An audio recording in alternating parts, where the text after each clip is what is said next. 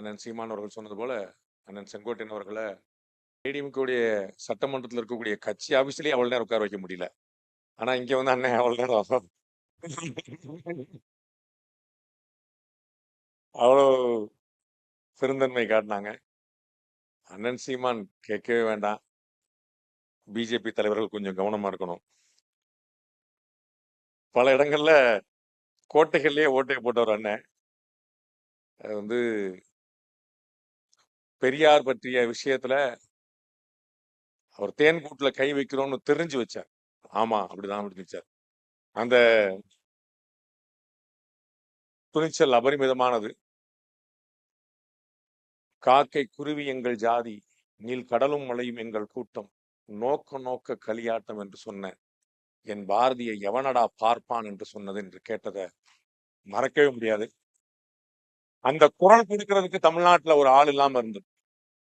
பாஜகவுடைய மாநில தலைவர் திரு அண்ணாமலை அவர்கள் சொன்னது போல கிட்டத்தட்ட ஒரு ஜினோசைடுக்கான இடத்துல போய் அந்த கூட்டம் இருந்தபோது திரு சீமான் அவர்கள் கொடுத்த ஆழமான குரல், அது வந்து ரொம்ப வலுவான குரல், அது ரொம்ப ஸ்ட்ராங்கா இறங்குச்சு. அதை வந்து மறுக்கவே முடியாது.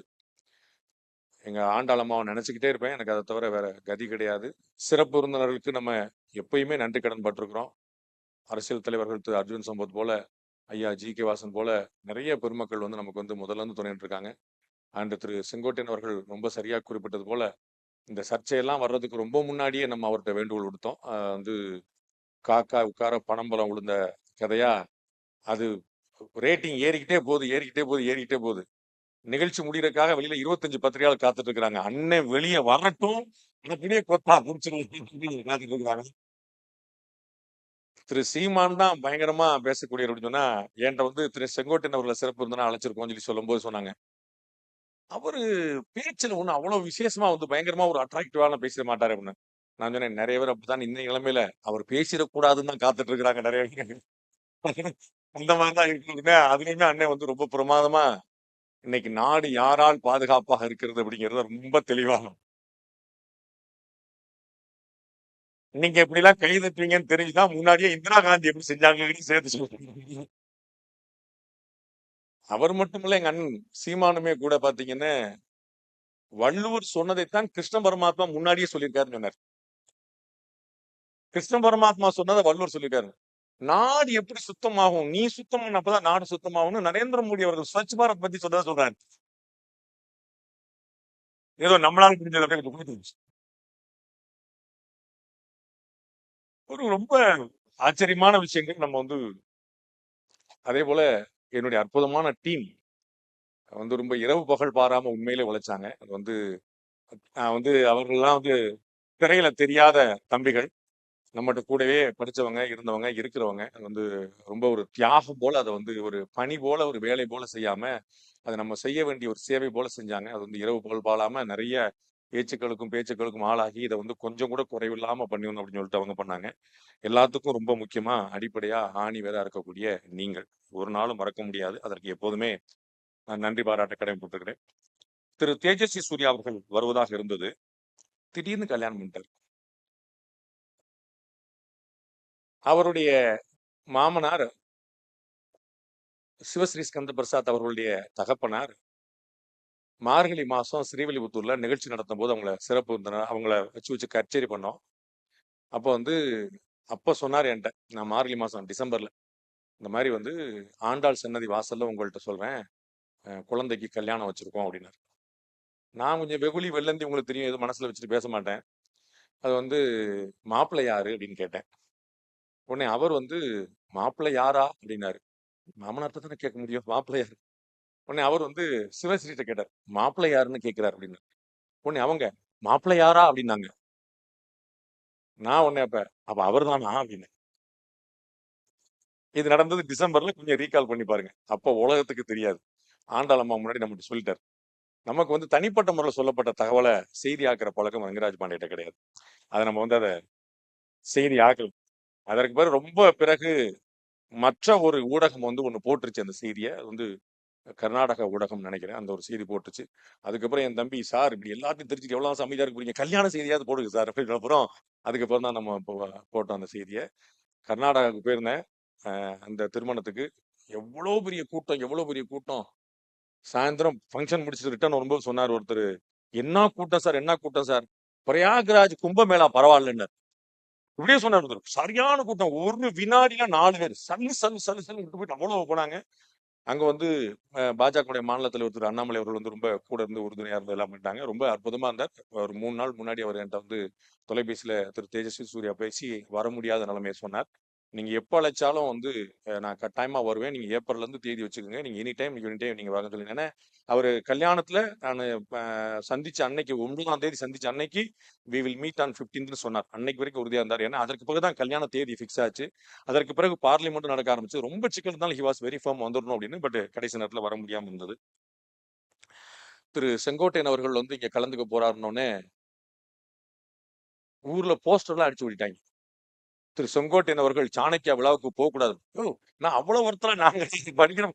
சாணக்கியா விழாவுக்கு போகக்கூடாது. ஊரு பூரா போஸ்டர் சொல்லிட்டு அதுல 2 ஊடகங்கள் கோபி மக்கள் தெரிவித்தனர் அப்படின்னு திமுக எம்பிக்களை சொன்னா தமிழ்நாட்டையே சொன்ன மாதிரி அது மாதிரி ஒருத்தர் ஒரு போஸ்ட் அடிச்சிருந்தாரு.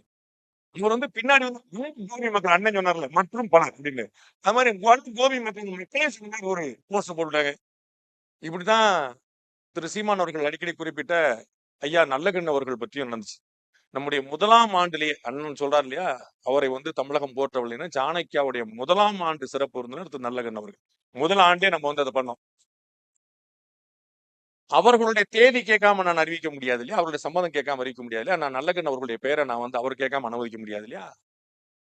அவர் சம்மதித்தார். அவர் சரி என்று சொன்னார். நம்ம ஊர் தம்பி நல்லா பண்ணுது, நம்ம சப்போர்ட் பண்ணுவோம் அப்படின்னு சொல்லி சொன்னார்.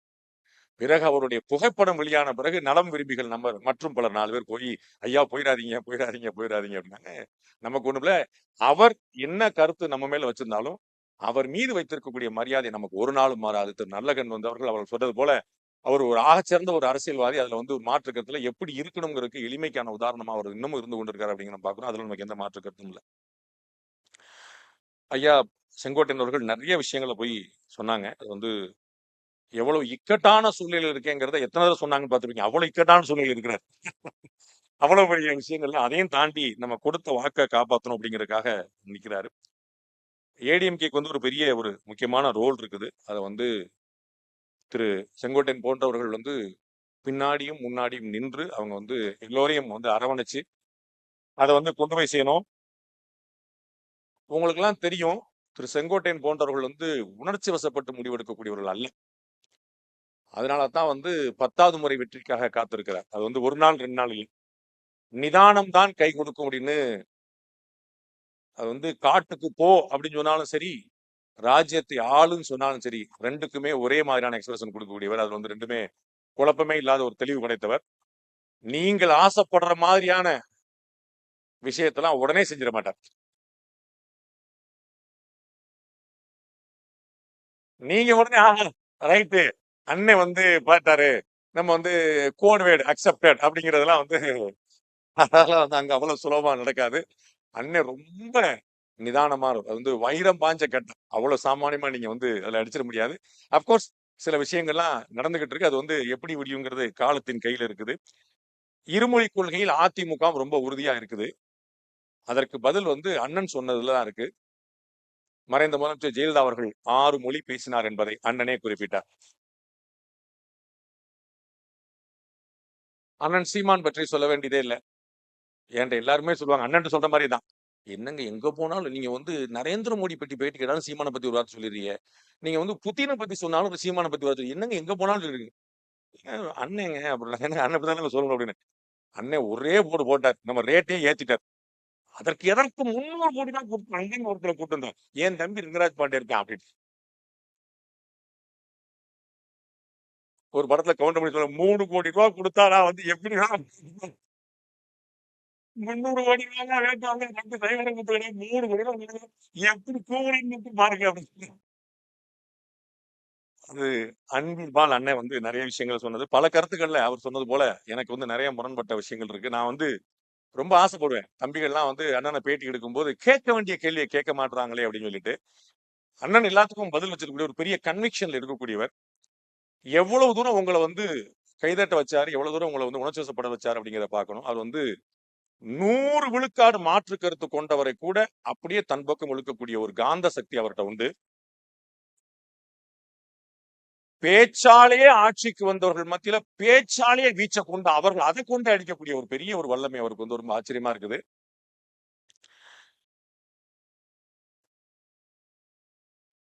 அவருக்கு எதுவும் சொல்றக்கூடிய இடத்துல நான் இல்ல.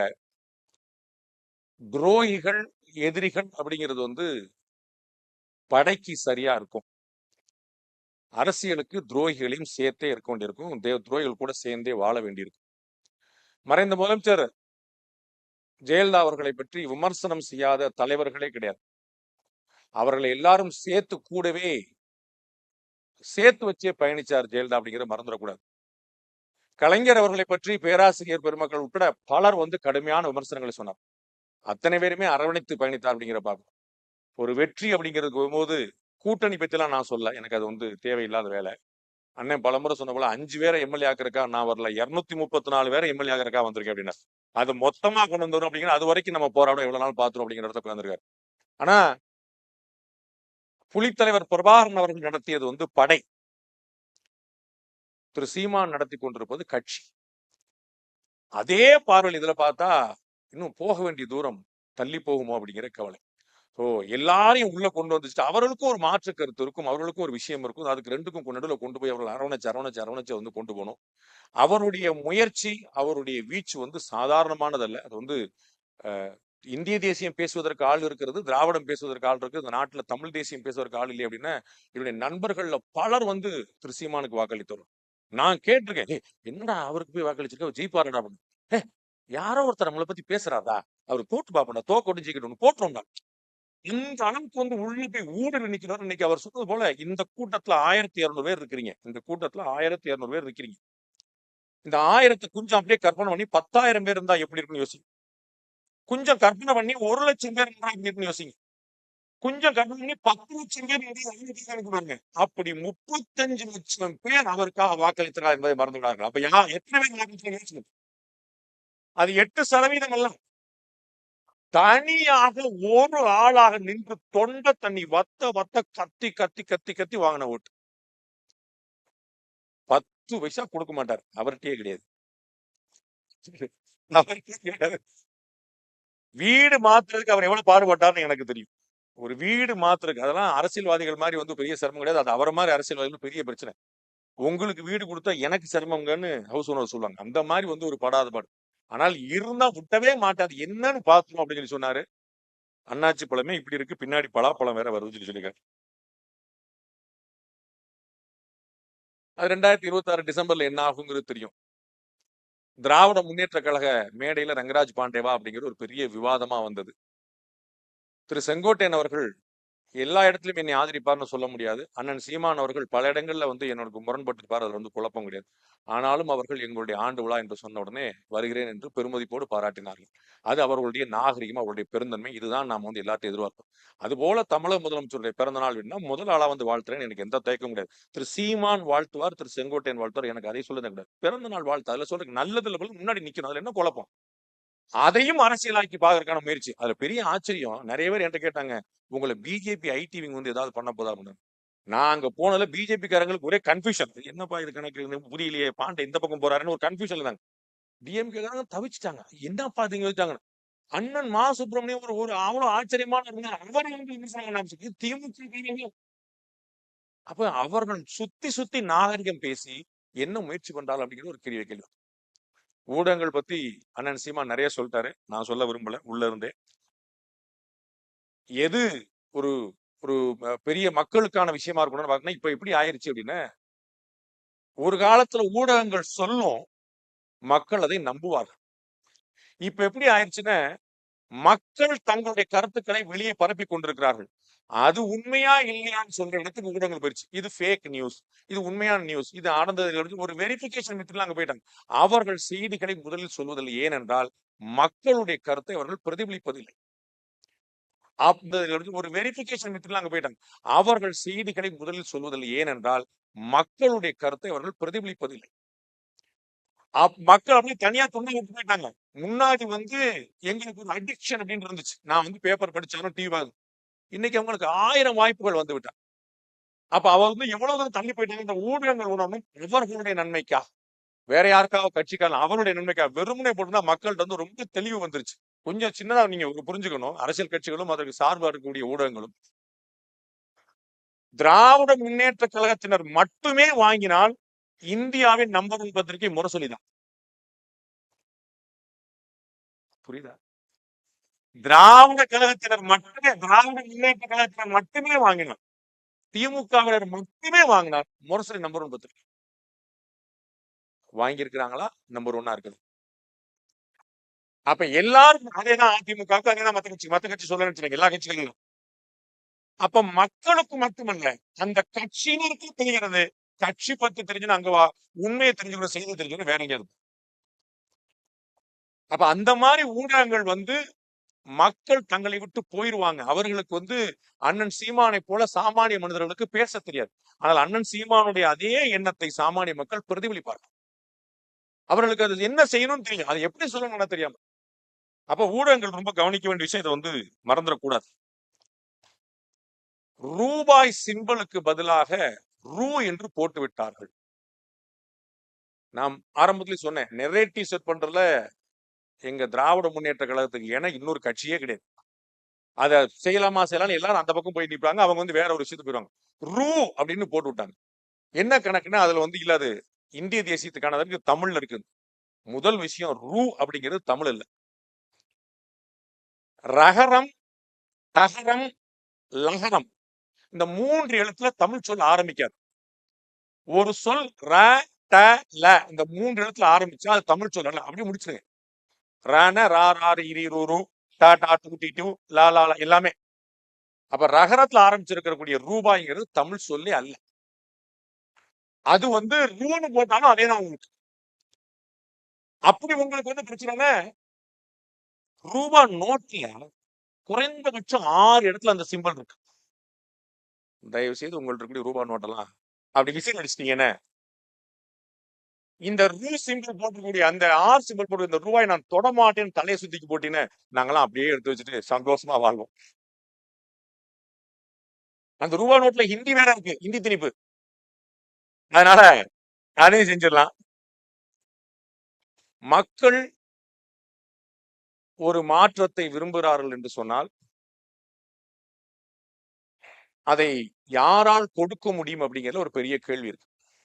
ஒரு பக்கம் ஒரு அணி ரொம்ப வலுவா இருக்குது, மறுபக்கம் 4 முனை போட்டி இருக்குது. அப்ப 5 முனையா மொத்தமா வந்து நிற்கும் போது யாருக்கு அந்த நல்வாய்ப்பு அப்படிங்கிற ஒரு $1 மில்லியன் கேள்வி எழுகிறது. இப்போதைக்கு 2026 தேர்தல் என்ன நடக்குங்கிற முதல் காய் நகர்த்த வேண்டிய இடம் வந்து திரு விஜய் கையில கொடுக்கப்பட்டிருக்கு. முதல் காய் வந்து அவர் நகர்த்துறதுக்கு பிறகு சடசடன்னு நிறைய காய்கள் அங்க நகரும் நம்ம புரிஞ்சுக்கிறோம். 2026ல அவர் தனித்து போட்டியிடணுங்கிற சிந்தனையில தான் இப்ப இருக்கிறார். இப்ப வரைக்கும் அப்படிதான் இருக்கிறார். மே மாசம் 2nd 3rd வீக்ல அவருடைய பட பிடிப்பு முடியுது. அதற்கு பிறகு அவர் வந்து ஃபுல் ஃபிளட்ஜா இறங்கும் போது அவர் எப்படி இருக்கு கிரவுண்டுன்னு பார்க்க விரும்புறார். அதுக்காக தான் திரு பிரசாந்த் கிஷோர் அங்க வந்து வரவழைக்கப்பட்டிருக்கிறார். டிசம்பர் ஜனவரில ஒரு நல்ல வேவ் தெரியுது, வைப்ரேஷன் தெரியுது, ஒரு வாய்ப்பு தெரியுது அப்படின்னா அவர் தனித்து போட்டியிட தொடருவார். ஏன்னா அவருடைய ஆக்சுவல் கணக்கு 2031 தான்.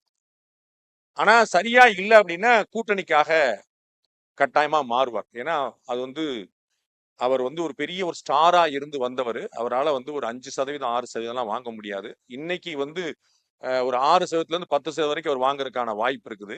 ஆனா வந்து அவர் அதை ஏற்றுக்கொள்வாரான்னு தெரியாது. அதனால கூட்டணிக்கான வாய்ப்பு வரலாம். அப்படி ஒரு சந்தர்ப்பம் வரும்னு அதிமுக காத்திருக்கிறது. திரு விஜய் அவர்கள் கூட்டணிக்கு சம்மதிப்பார், அன்னைக்கு நம்மளோட வருவார் அப்படின்னு. விஜய் அவர்களோடு தாவேகாவோடு கூட்டணி அமைத்தால் திரு எடப்பாடி பழனிசாமிக்கு நன்மை. பாஜகவோடு கூட்டணி அமைத்தால் அதிமுகவுக்கு நன்மை.